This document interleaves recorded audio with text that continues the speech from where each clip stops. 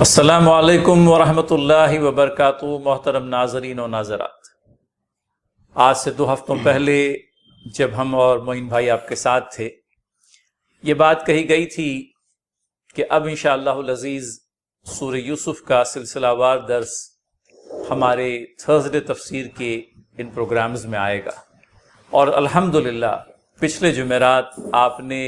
اس سورہ کا ایک مفصل تعارف ہمارے 2 ساتھیوں کے ذریعے سے سماعت فرمایا، اور آج بفضل تعالی ہم اس سورہ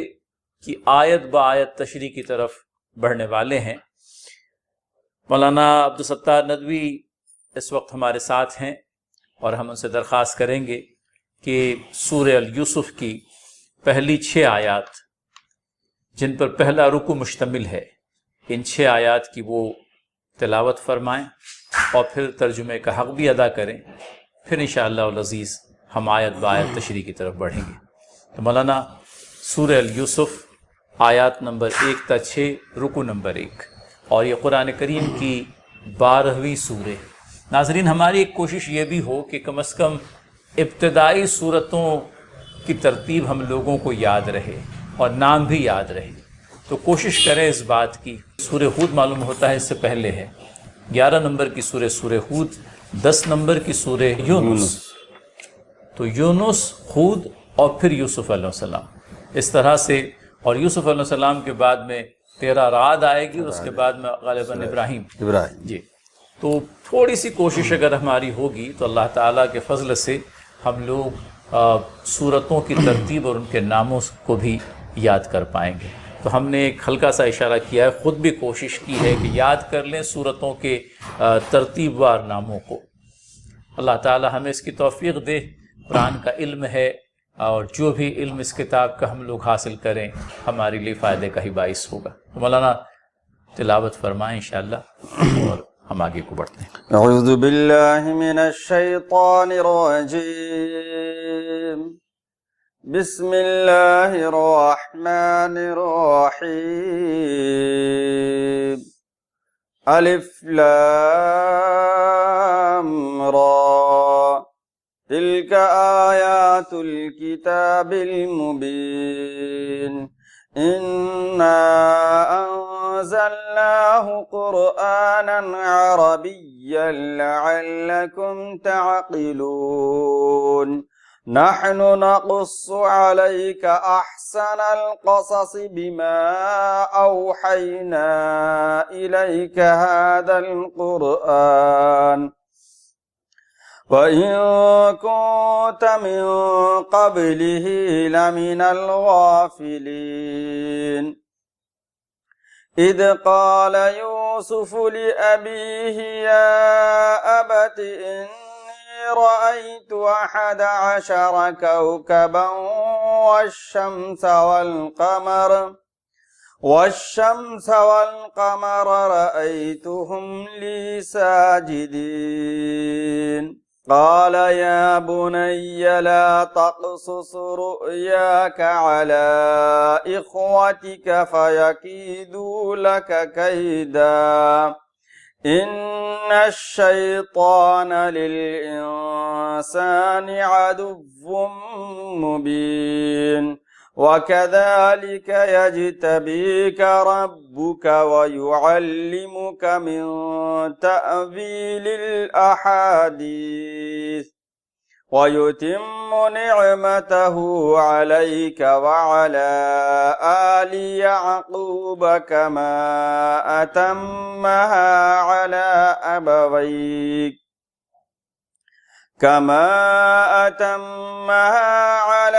أبويك من قبل إبراهيم وإسحاق، إن ربك عليم حكيم۔ ترجمہ، الف لام را، یہ اس کتاب کی آیات ہیں جو اپنا مدعا صاف صاف بیان کرتی ہے۔ ہم نے اسے نازل کیا ہے قرآن بنا کر عربی زبان میں، تاکہ تم اس کو اچھی طرح سمجھ سکو۔ اے محمد صلی اللہ علیہ وسلم، ہم اس قرآن کو تمہاری طرف وحی کر کے بہترین پیرایا میں واقعات اور حقائق تم سے بیان کرتے ہیں، ورنہ اس سے پہلے تم ان چیزوں سے تم بالکل ہی بے خبر تھے۔ یہ اس وقت کا ذکر ہے جب یوسف علیہ السلام نے اپنے باپ سے کہا، ابا جان میں نے خواب دیکھا، ابا جان میں نے خواب دیکھا ہے کہ 11 ستارے ہیں اور سورج اور چاند ہیں اور وہ مجھے سجدہ کر رہے ہیں۔ جواب میں اس کے باپ نے کہا، بیٹا اپنا یہ خواب اپنے بھائیوں کو نہ سنانا ورنہ وہ تیرے در پہ آزار ہو جائیں گے۔ حقیقت یہ ہے کہ شیطان آدمی کا کھلا دشمن ہے، اور ایسا ہی ہوگا جیسا تو نے خواب میں دیکھا ہے کہ تیرا رب تجھے اپنے کام کے لیے منتخب کرے گا اور تجھے باتوں کی تہ تک پہنچنا سکھائے گا، اور تیرے اوپر اور آل یعقوب پر اپنی نعمت اسی طرح پوری کرے گا جس طرح اس سے پہلے وہ تیرے بزرگوں ابراہیم اور اسحاق پر کر چکا ہے۔ یقیناً تیرا رب علیم اور حکیم ہے۔ الف لام را تلک آیات الکتاب المبین۔ الف لام را یہ تو حروف مقطعات میں سے ہے۔ قطع یقطع، تقطیع کی میننگ آتی ہے کاٹنا، اور حروف مقطعات ایسے حروف کو کہتے ہیں جو حروف کٹے کٹے ہوں۔ اس کا علم جو ہے اللہ رب العزت کو ہے، یا پھر اللہ اور نبی کے درمیان میں ایک راز ہے جس کو اخفا میں ہی رکھا گیا ہے، اور ایک ایسی شے ہے جس کے قرآن سے ہدایت پانے کے لیے حروف مقطعات کے سلسلے میں بہت زیادہ جاننے کی کوئی حاجت و ضرورت بھی نہیں۔ اب اس کے بعد ہے تلک آیات الکتاب المبین۔ یہ اس کتاب کی آیات ہیں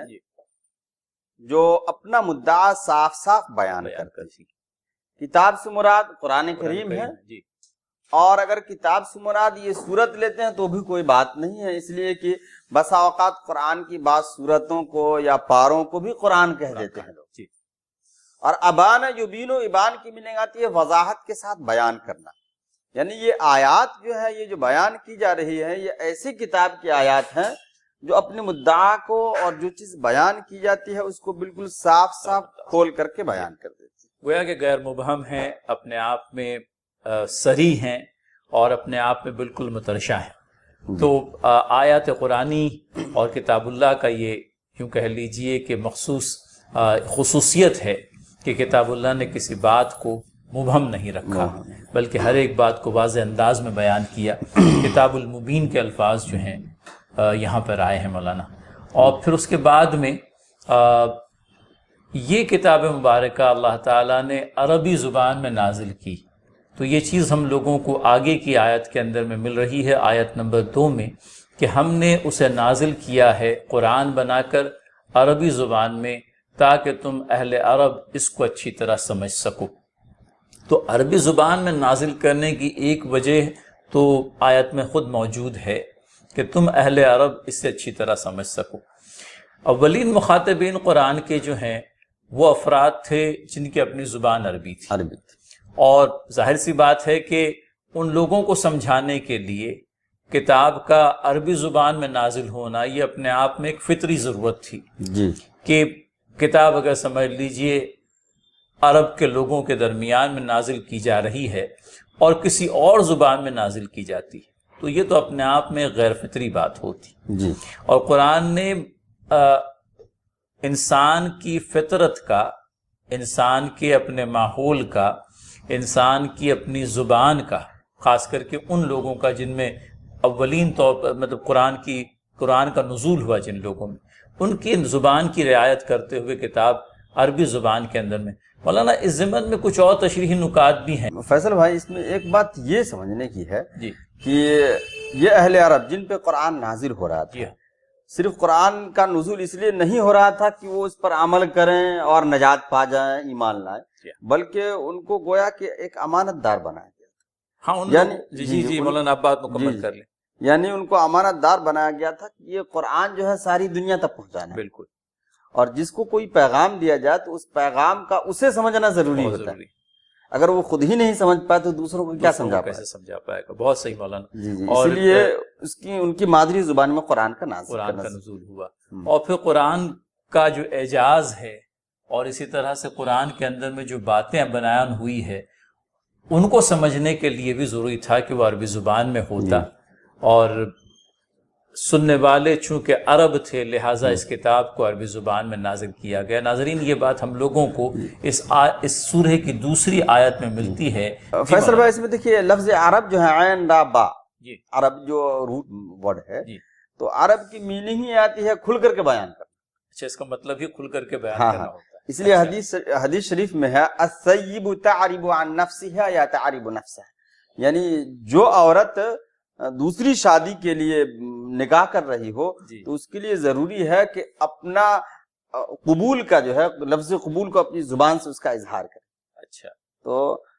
اس کی میننگ اعرب یا اعرب یعرب کی میننگ ہی آتی ہے کھل کر کے بیان کر کے کرنا۔ بیان کر اس لیے اہل عرب اپنے آپ کو عرب کہا کرتے تھے، یعنی یہ لوگ بولنے والے تھے، بولنے والے تھے، اور ساری دنیا کو عجم کہتے تھے کہ گویا سارے کے سارے لوگ گونگے ہیں۔ ہوگی۔ بہرحال فصاحت اور بلاغت کے اندر میں بہرحال ان کا اپنا ایک مقام تھا، لیکن وہ بھی ایک یوں کہہ لیجئے کہ قومی عصبیت تھی کہ اپنے آپ کو جو ہے فصیح و بلیغ مانتے تھے اور دنیا کے لوگوں کو جو ہے اپنے مقابلے میں عجمی قرار دیتے تھے۔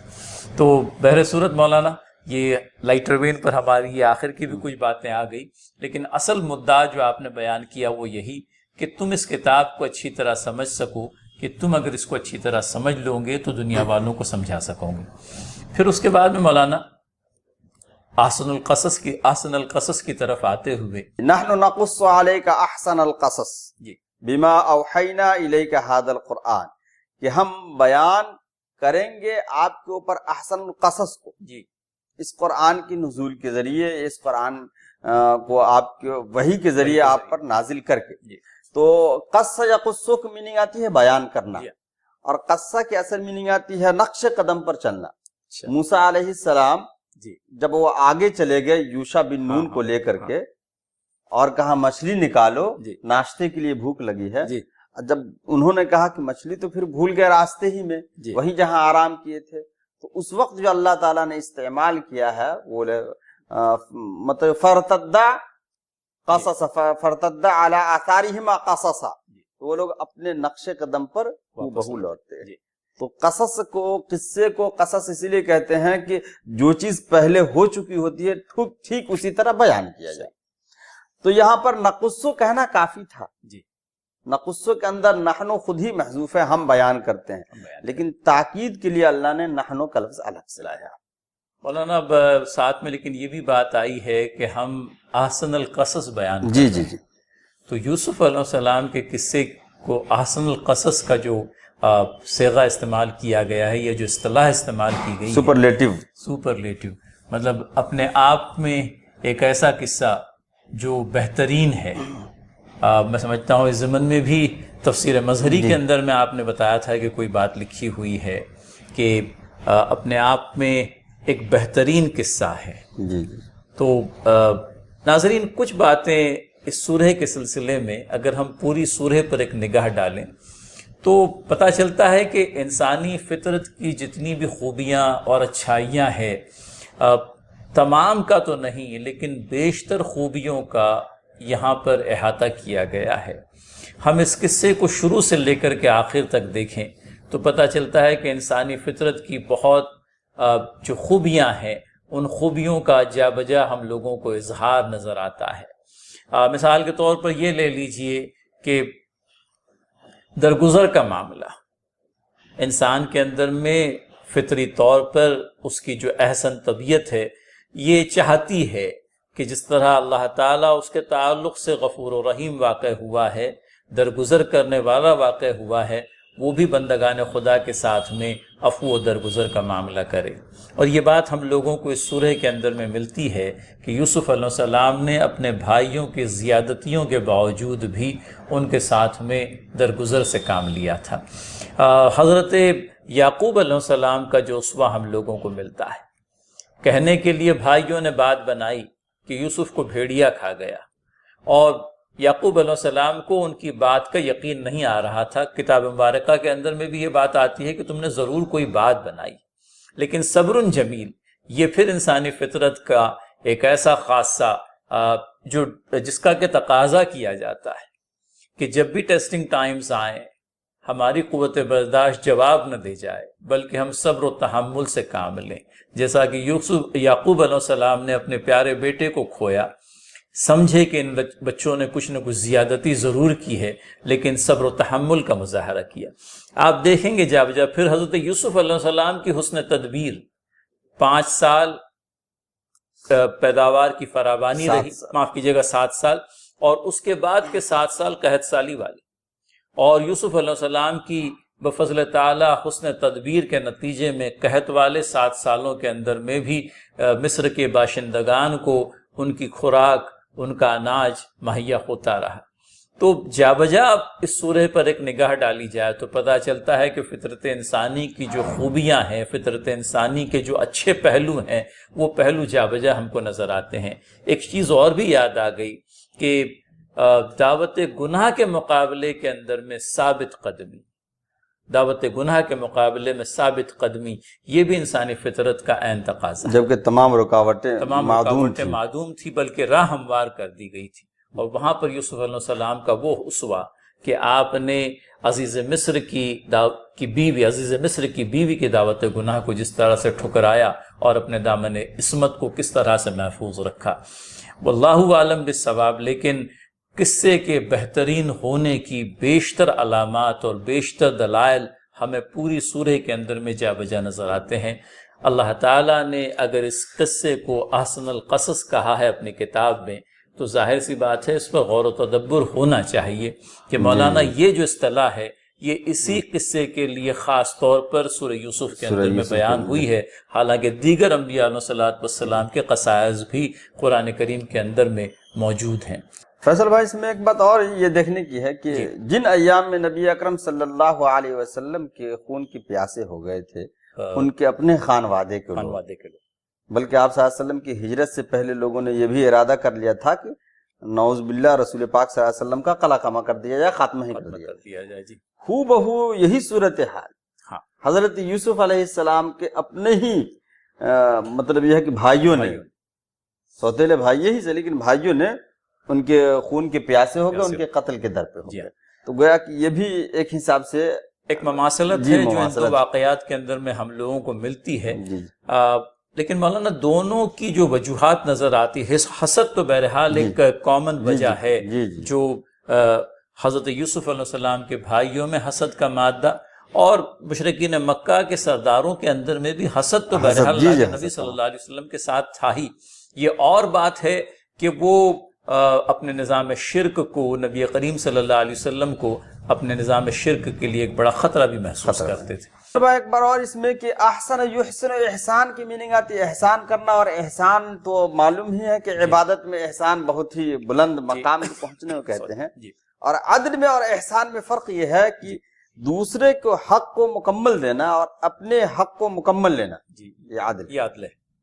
اور احسان کہتے ہیں کہ دوسرے کو حق کو بڑھا چڑھا کر دینا اور اپنے حق سے کم پہ اپنے آپ کو رضامند کر لینا، یہ احسان ہے۔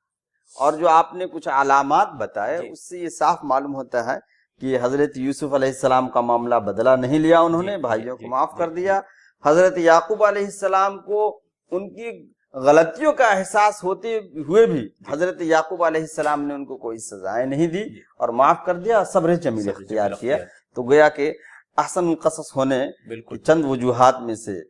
انسانی فطرت کی جو خوبیاں ہیں وہ خوبیاں ہمیں جا بجا اس سورہ کے اندر میں دکھائی پڑتی ہیں۔ ناظرین آپ بھی اس پر غور کریں، اللہ تعالیٰ کی کتاب ہمیں غور و تدبر کی دعوت دیتی ہے۔ ہم نے مختلف مفسرین کی رائے اس سلسلے میں جاننا چاہی، اور بفضل تعالیٰ ہمیں تفسیر مظہری کے اندر میں یہ بات ملی کہ احسن القصص اس لیے بھی کیونکہ اپنے آپ میں ایک بہترین قصہ ہے۔ مزید مولانا ہم آگے کو بڑھتے ہیں، اور یہ کہ اے محمد صلی اللہ علیہ وسلم، ہم اس قرآن کو تمہاری طرف وحی کر کے بہترین پیرائے میں واقعات اور حقائق تم سے بیان کرتے ہیں، ورنہ اس سے پہلے تم ان چیزوں سے ناواقف تھے۔ میں اسی آیت کی طرف مولانا شروعات میں آنا چاہتا تھا اور بات میری ذہن سے محو ہو گئی کہ یہودیوں کی ایما پر مشرکین مکہ نے اللہ کے نبی صلی اللہ علیہ وسلم سے یہ استفسار کیا تھا کہ شام میں عام طور پر رہنے والے اسرائیلی یہ مصر میں کیسے آ گئے، اور اللہ تعالیٰ نے اپنے نبی کریم صلی اللہ علیہ وسلم کو وحی کے ذریعے سے اس بات پر مطلع فرمایا، اور بذات خود یہ بات بھی فرمائی اپنی کتاب مقدسہ میں کہ نبی محترم صلی اللہ علیہ وسلم آپ ان تمام تر باتوں سے اس نزول وحی سے پہلے ناواقف تھے۔ گویا کہ کہیں پر یوں کہہ لیجئے کہ سوال پوچھنے والوں کو لاجواب کر دیا گیا کہ آپ تو اس سوال کے ذریعے سے یہ سوچے اور سمجھے بیٹھے تھے کہ کوئی دور کی کوڑی آپ نے لائی ہے، اور اپنے سوال کے ذریعے سے گویا کہ اللہ کے نبی صلی اللہ علیہ وسلم نے جو نبوت کا دعویٰ کیا ہے اس کو آپ بے بنیاد ثابت کر دیں گے، بلکہ اللہ تعالیٰ نے اس دعوت کے لیے اس دعوے کی دلیل پیش کر دی ہوئے، اور یہ ایک جواب دینے کا ایک انوکھا انداز بھی ہے کہ براہ راست اس کو جواب نہ دیا جائے بلکہ اپنی بات کہی جائے، اپنی بات کہی جائے، اس پیرائے میں کہی جائے کہ اپنوں کی طرف ہی اشارہ صحیح کہ نبی اس سے پہلے آپ ناواقف تھے۔ حالانکہ دوسرے پیرائے میں بھی کہا جا سکتا تھا یہودیوں کی طرف خطاب کر کے، لیکن ایسا نہیں کیا گیا۔ یعنی وحی نزول سے پہلے آپ ان بنی اسرائیلیوں کے تعلق سے ناواقف تھے کہ یہ مصر سے، ملک شام سے مصر کیسے چلے گئے۔ تو ناظرین، اس کے بعد میں واقع یوسف علیہ السلام کی ایک تمہید ہے جو ہمیں اگلی چند آیات کے اندر میں ملتی ہے، اور اس کا تذکرہ خیر اس طرح سے شروع ہوتا ہے۔ یہ اس وقت کا ذکر ہے جب یوسف علیہ السلام نے اپنے باپ سے کہا، ابا جان میں نے خواب دیکھا ہے کہ 11 ستارے ہیں، سورج ہے، چاند ہے، اور وہ مجھے سجدہ کر رہے ہیں۔ مولانا یہ جو خواب ہے، 11 ستارے، چاند اور سورج، اور یوسف علیہ السلام کا بیان یہ کہ وہ مجھے سجدہ کر رہے ہیں،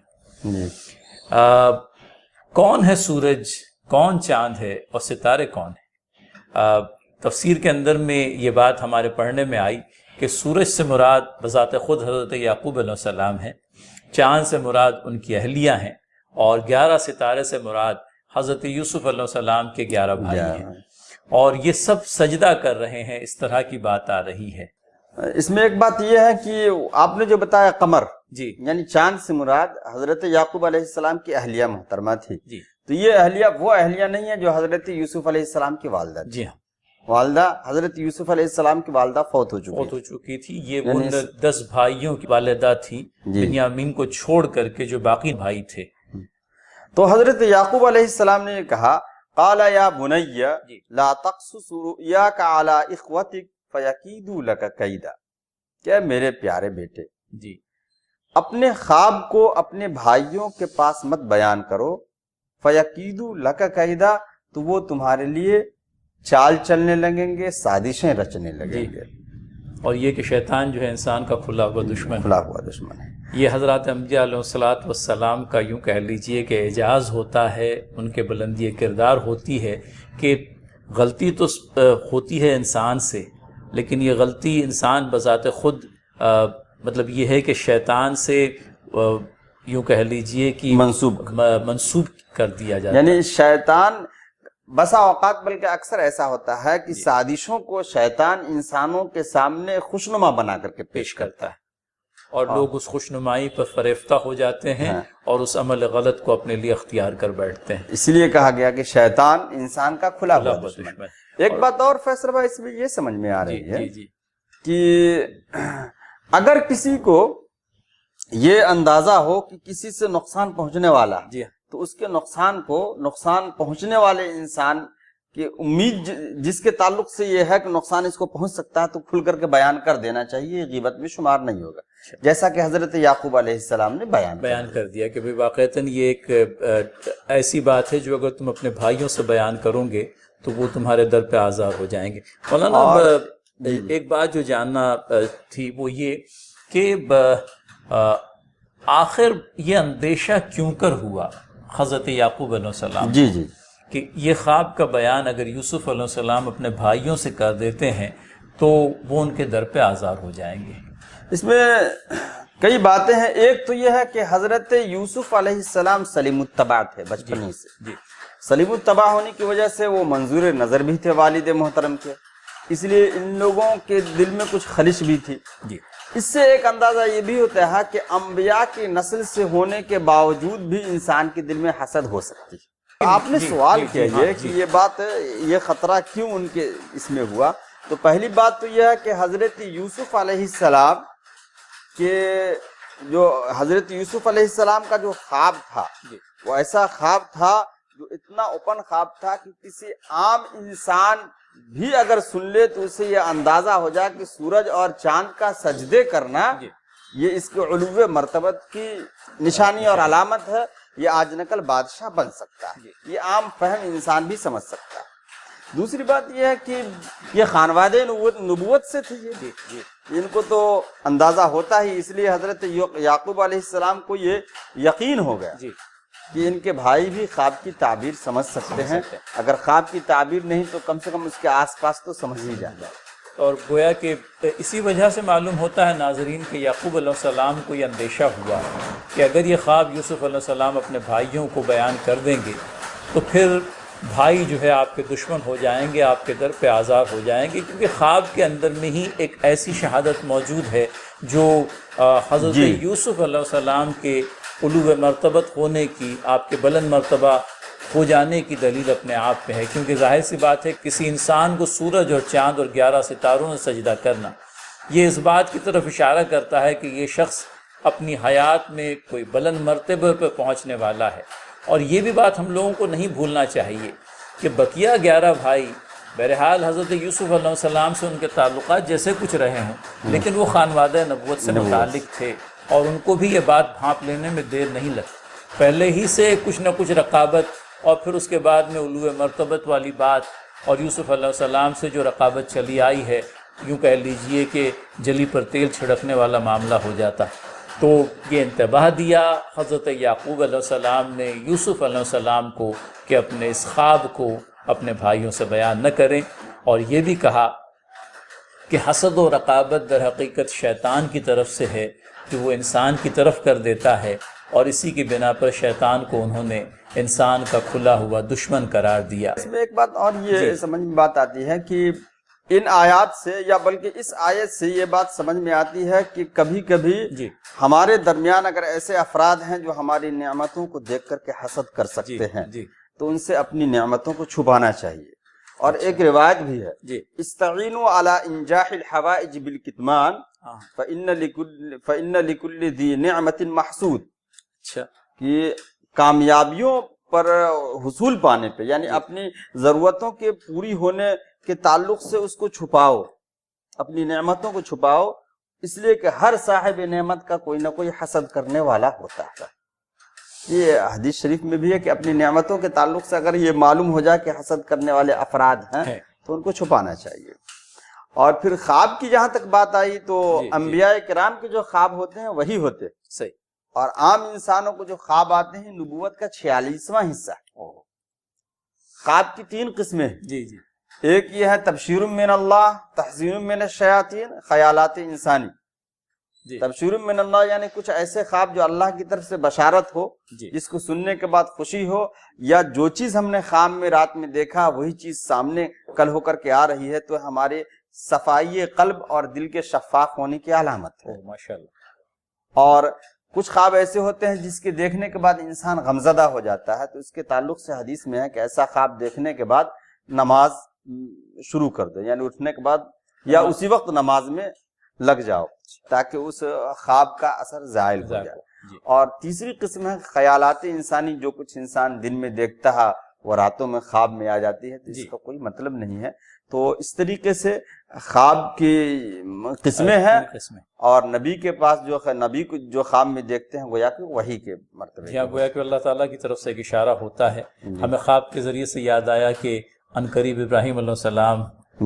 یوم عید قرباں گزری، اور حضرت ابراہیم علیہ السلام کو بھی خواب کے ذریعے سے ہی آگاہ کیا گیا تھا۔ اللہ تعالیٰ نے اپنا مدعا جو حضرت ابراہیم علیہ السلام، بلکہ اللہ تعالیٰ کا حکم جو ابراہیم علیہ السلام کے لیے تھا وہ خواب کے ذریعے ہی۔ تو مولانا یہ بات آئی، اور پھر اس کے بعد میں یہ کہ خواب کے سلسلے میں جب یہ خواب بیان کیا ہے حضرت یوسف علیہ السلام نے یعقوب علیہ السلام کو، تو یعقوب علیہ السلام نے اس خواب کو لے کر کے جو بات کہی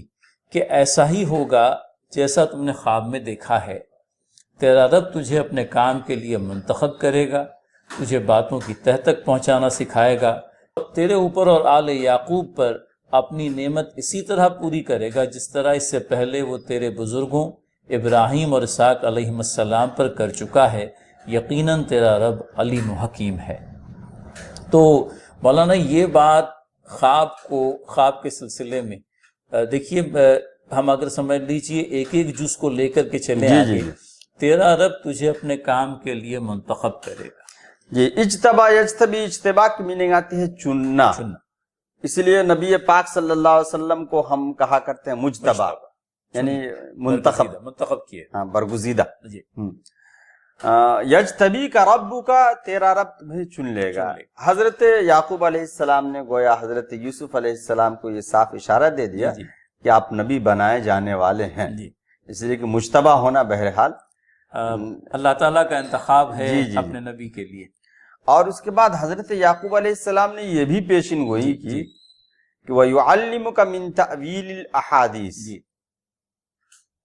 اور تجھے باتوں کی تہ تک پہنچانا سکھائے گا۔ لیکن تعویل الاحادیث کے سلسلے میں مولانا عام طور پر یہ سمجھا جاتا ہے کہ تجھے خوابوں کی تعبیر بتلانا سکھائے گا،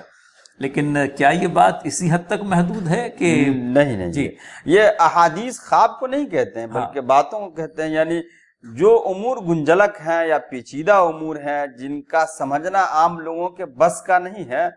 ایسے معاملات میں آپ کو اللہ تعالیٰ درک عنایت کرے گا۔ گویا یہ کہ باتوں کی تہ تک پہنچائے گا، تہ تک پہنچنا سکھائے گا۔ میں سمجھتا ہوں یہ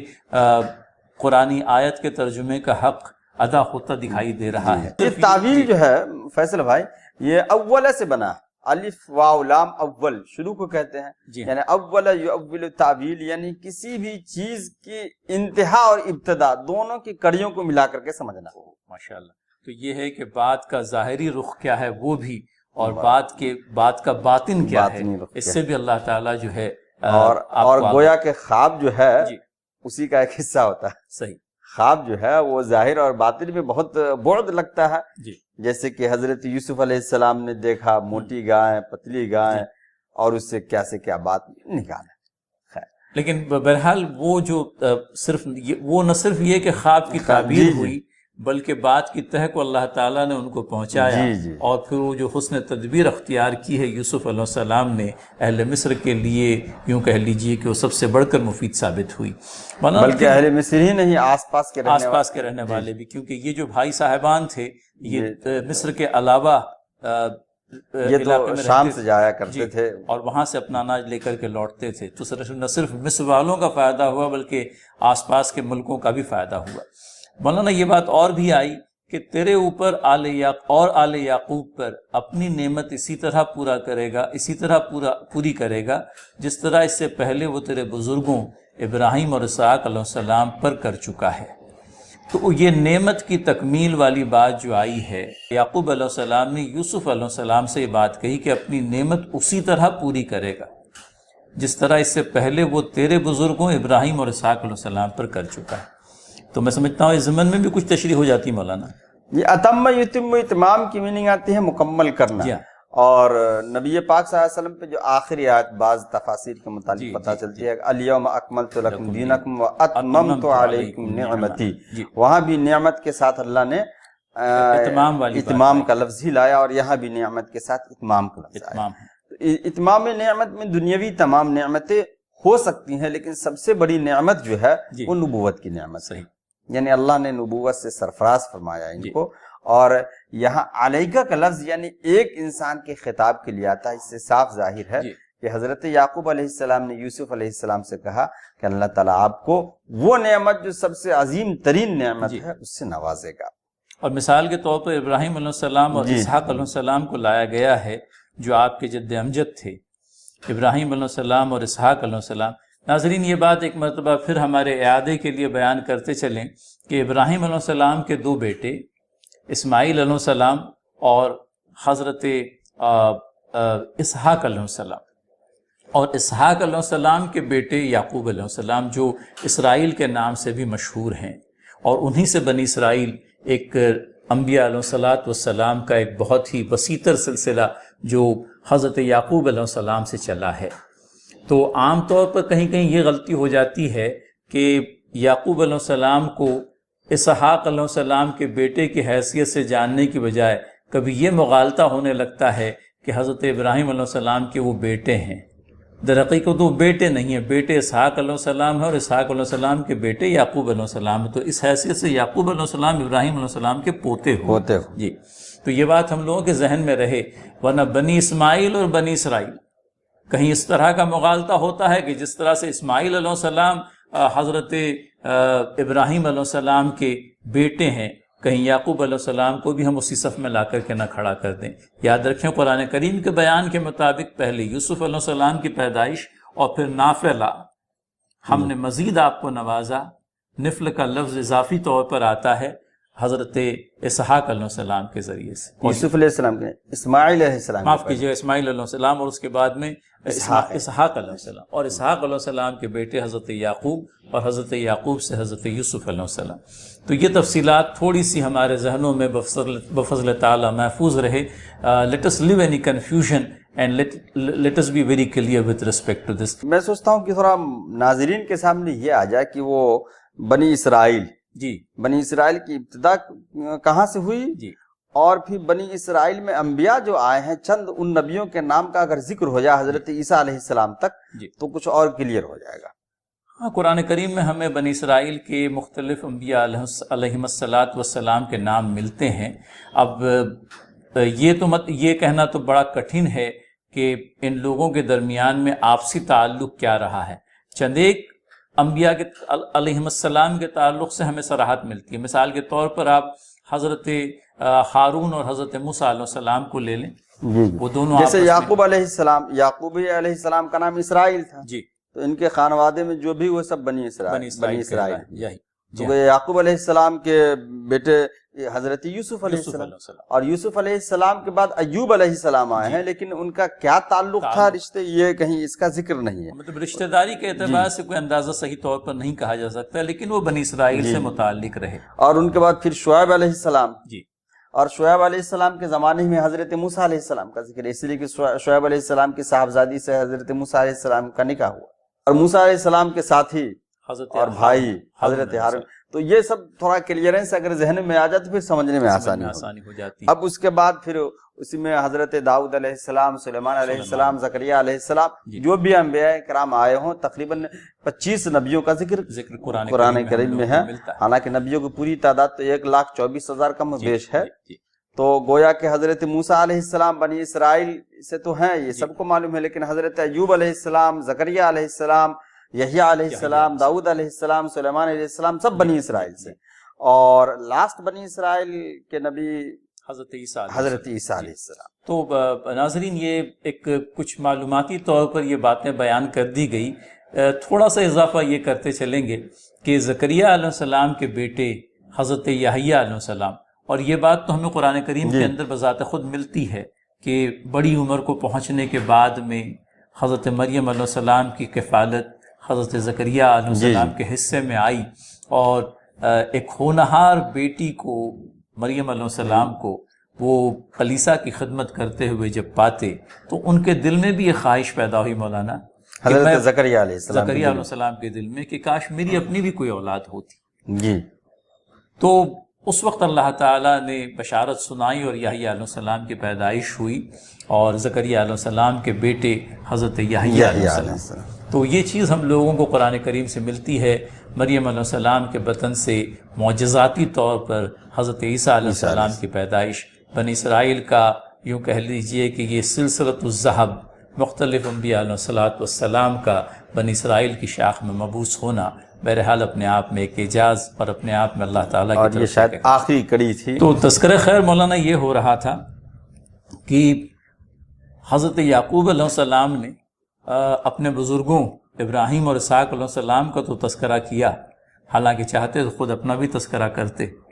تو ہم اس چیز کو کس بات پر معمور کریں کہ یعقوب علیہ السلام نے یوسف علیہ السلام سے یہ کہا کہ اللہ تعالیٰ تم پر اپنی نعمت کی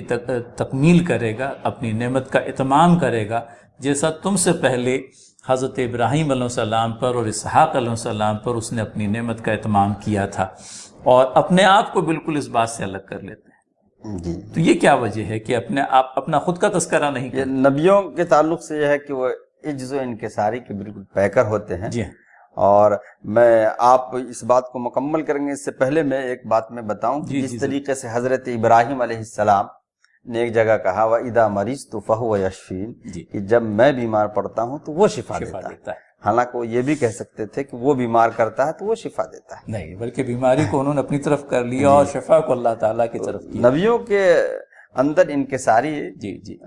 حد درجے ہوتی. اور ناظرین یہ ایک یوں کہہ لیجئے کہ ہیومن ویلیوز کے اندر میں ہیوملٹی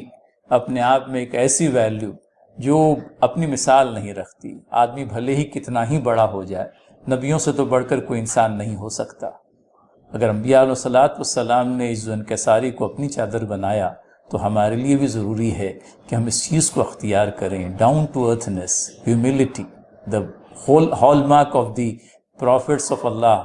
سبحانہ و تعالی. تو یہاں پر بھی وہی بات آ رہی ہے ناظرین. اللہ تعالیٰ سے دعاگو ہیں ہم سبھی کے حق میں، دنیا کے تمام تر انسانوں کے حق میں باری تعالیٰ ہدایت سے فیضیاب کر، اور یہ کہ عز و انکساری ہمیں بھی اختیار کرنے کی توفیق عنایت کر. وہ نبی پاک صلی اللہ علیہ وسلم نے جو ایک مرتبہ کہا کہ مجھ سے حیبت زدہ کیوں ہوتے ہیں، میں تو وہ قدید کھانے والی عورت کا بیٹا. واقعتاً مولانا اختتام ہوتا ہے آیت کا ان ربک علیم حکیم، یقیناً تیرا رب علیم اور حکیم ہے. قرآن نے اپنے مخصوص اسلوب میں بات کو ختم کرتے ہوئے اللہ تعالیٰ کی دو صفات، علیم ہونے والی صفت اور حکیم ہونے والی صفت لائی ہے کہ رب تعالیٰ اگر کسی کو برگزیدہ کرتا ہے انسانوں میں سے تو یہ اس کے علم کا، اس کی حکمت کا عین تقاضا ہوتا ہے. اور جو یہ قصہ بیان کیا گیا ہے حضرت یوسف علیہ السلام کا، اس میں جو مسائل درپیش ہونے والے ہیں تو وہ علیم و حکیم ہے، وہ تمام معاملات کو دیکھ لے گا. صحیح. اس کی حکمت کی یہ بھی ایک پہلو ہے ناظرین جو ہماری سماعت میں آیا ہے. اور ان کل ملا کر کے ان 6 آیات کا درس اب مکمل ہوتا ہے بفضل تعالی. کچھ ایک باتیں آئی ہے، آپ بھی غور و تدبر فرمائیں. جو بھی باتیں آئی ہے ہم واللہ عالم بالصواب کہہ کر اپنے اس گفتگو کو ختم کرتے ہیں.